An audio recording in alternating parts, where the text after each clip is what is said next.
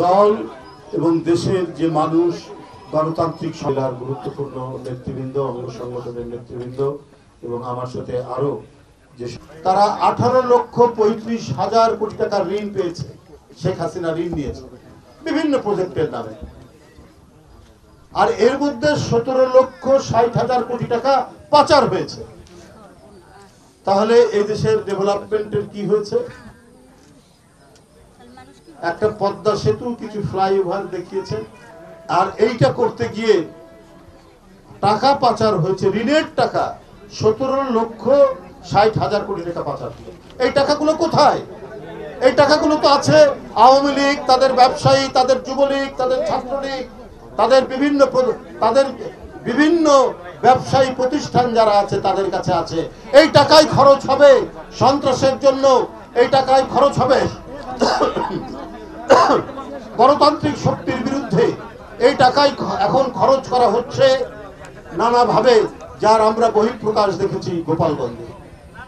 এই কারণেই শেখ হাসিনা বলছেন আমি কাছাকাছি আছি, মানে তার দুর্বৃত্ত নেতাকর্মীদেরকে উৎসাহিত করছেন।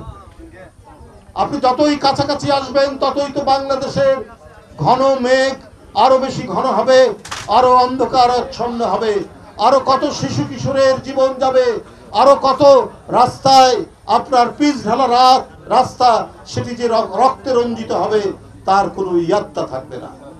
তাই সবাইকে সতর্ক থাকতে হবে। ষড়যন্ত্র চক্রান্ত কিন্তু থেমে নেই। শেখ হাসিনা এবং তার প্রভুরা আছে। নিশ্চিন্তে খান স্বাস্থ্যকর অল টাইম পান, অল টাইম হেলদি লাইফ। তাকে প্রশ্রয় দেওয়ার জন্য, আশ্রয় দেওয়ার জন্য, বাংলাদেশের ভিতর অন্তর্ঘাত সৃষ্টি করার জন্য তারা আছে। বন্ধুরা আমার, এই 15-16 বছরে কোনো ধরনের নিয়ম কানুনের রক্ষার কোনো সুযোগ ছিল না। বিচারপতি বিচার করেছেন শেখ হাসিনার মুখ চেয়ে, পুলিশ তার প্রশাসনিক কাজ চালিয়েছে শেখ হাসিনার মুখ চেয়ে, দেশের উন্নয়ন কাজ হয়েছে শেখ হাসিনার মুখ চেয়ে, যে ওকে কাজ দাও, ওকে কাজ দিও না। পুলিশকে বলেছে ওর বিরুদ্ধে মামলা দাও, তার বিরুদ্ধে আওয়ামী লীগের লোকের বিরুদ্ধে মামলা দেবে না। বগুড়ায় একজনের মাথা নাড়া করে দিয়ে যে বিশ্রী এবং ভয়ঙ্কর সন্ত্রাসী কর্মকাণ্ড হয়েছে, তার পরিণতি কি হয়েছে? দুষ্কৃতিকারীরা আশ্রিত হয়েছে, প্রশ্রয় পেয়েছে।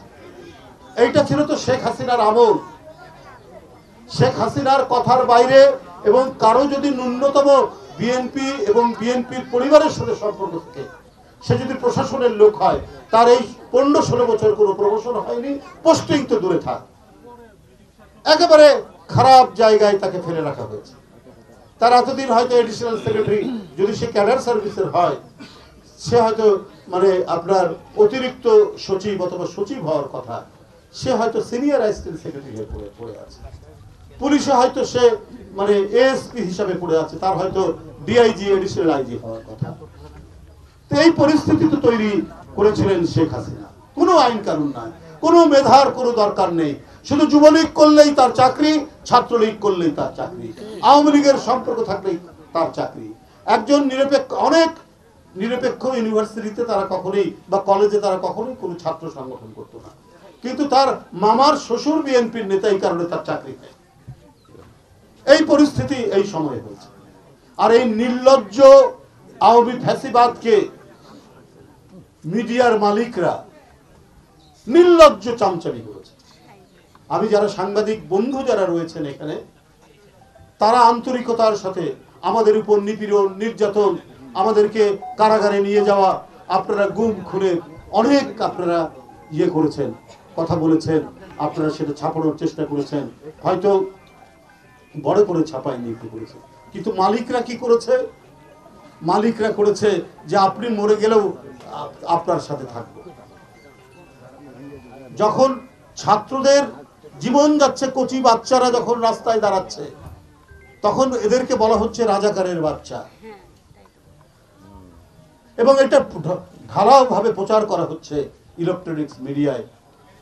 কারণ বেছে বেছে আওয়ামী লীগের পছন্দের লোকদেরকে মিডিয়ার মালিক করা হয়েছে। জিয়াউর রহমানের শাহাদাত বার্ষিকীর দিন কোন একটি মিডিয়া, আমার মনে আছে 13-14 সালে, সারা দিন জিয়াউর রহমানের বিরুদ্ধে অপপ্রচার করা হয়েছে। এগুলো কি আমরা ভুলে গেছি? এগুলো তো আমরা ভুলে যাইনি। দেশনেত্রী বেগম খালেদা জিয়া, যার বিরুদ্ধে একটা তিল পরিমাণ অভিযোগ আনা যায়নি, তাকে একটি মিথ্যা মামলায় সাজা দেওয়া হলো। যে মামলায় সাজা দেওয়া হয়েছে সেই মামলার সাথে দেশনেত্রী বেগম খালেদা জিয়ার ন্যূনতম কোনো সম্পর্ক নেই। দেশনায়ক তারেক রহমানের বিরুদ্ধে একটা বানোয়াট মামলা